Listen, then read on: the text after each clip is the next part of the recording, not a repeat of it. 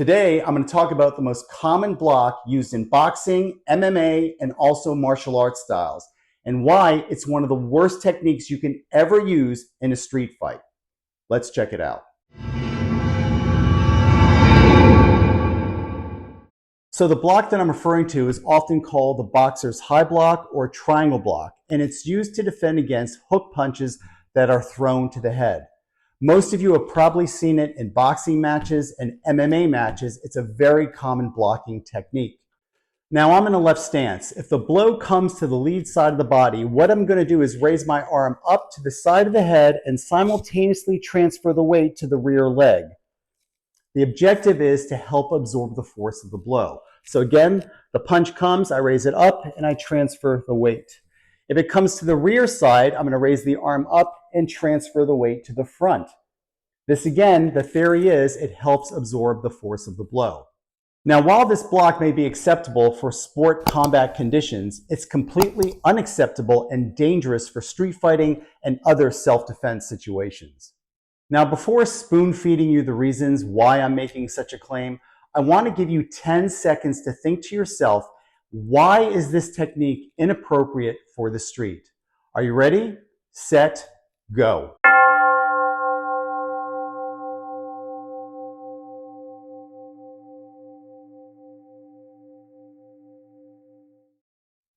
Okay, you had 10 seconds. I know it's not a lot of time, but let's test your combat acumen. Reason number one, you're not going to be wearing boxing gloves in a street fight. So there's no protection of your hand or your head when the blow comes at you. Could you imagine the damage a fisted blow can make when it makes contact with the metacarpals of the hand, the delicate, intricate bones of the hand? Not to mention what it will do to your skull or your temple if a fisted blow crashes through. Reason number two, transferring your weight to the rear leg to help absorb the blow is completely antithetical to what you want to do in a street fight. If someone throws a punch at you and you decide to block it, we use what we call a mid-block. We actually move into the blow and we arrest it at its root, and then we actually engage with the opponent. We do not go back to help absorb the blow. Again, it's antithetical to what you want. The objective in a fight is to engage the opponent and take him out immediately. Reason number three. Now, if those two reasons did not convince you, this one will. Now, for those of you who are unfamiliar with my background, I've been teaching law enforcement for decades. I've taught federal, state, and local agencies. I've worked one-on-one with cops.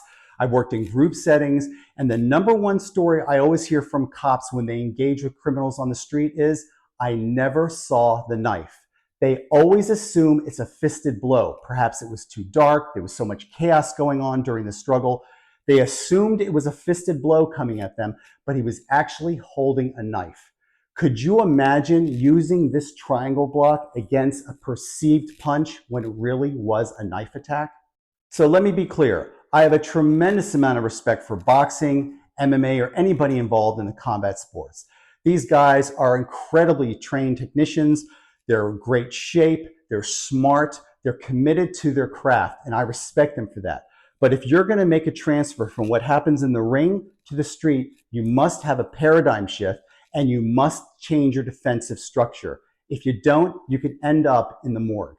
So my concern for these guys, for these incredible athletes is the way you fight is the way you train, and the way you train is the way you're going to fight. So what's going to happen is, God forbid, they spent years and years and years using this defensive technique, and a situation occurs and they just resort to what their instincts are, and God forbid that happens to be somebody holding a knife.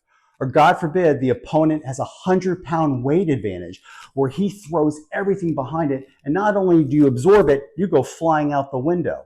You gotta make these changes. So what's the solution? The answer is the CFA mid-block. From a fighting stance, let's say the punch comes to my lead side, I'm gonna raise my arm up and out to the side to intercept the arc of the swing. Or if it even is a tight hook, I'm gonna intercept it here. The goal is to pronate the hand out.